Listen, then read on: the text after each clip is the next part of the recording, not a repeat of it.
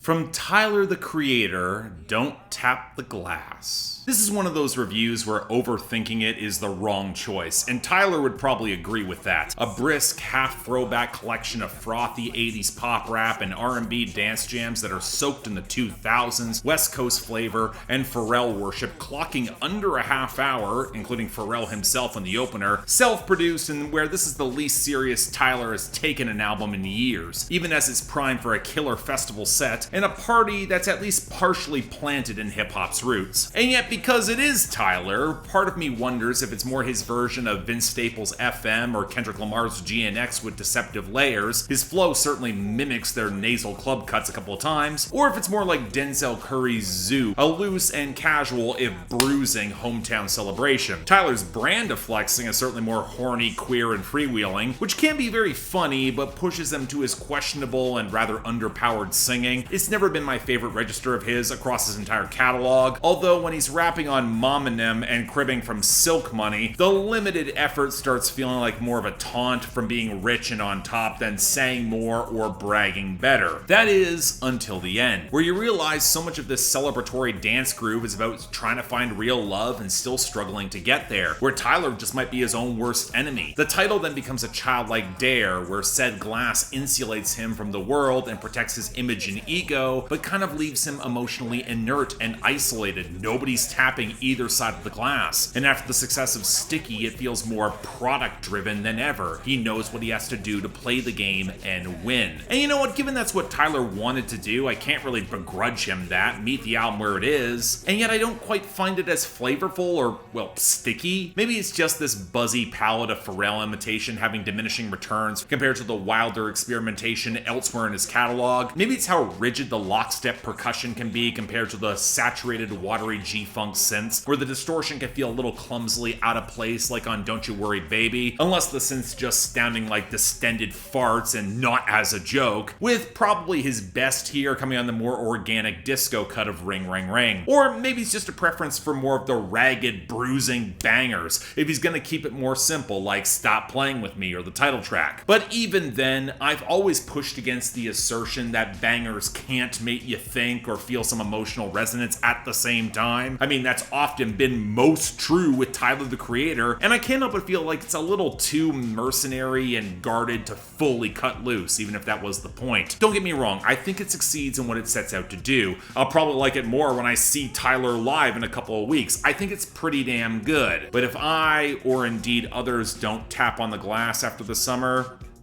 won't be surprised.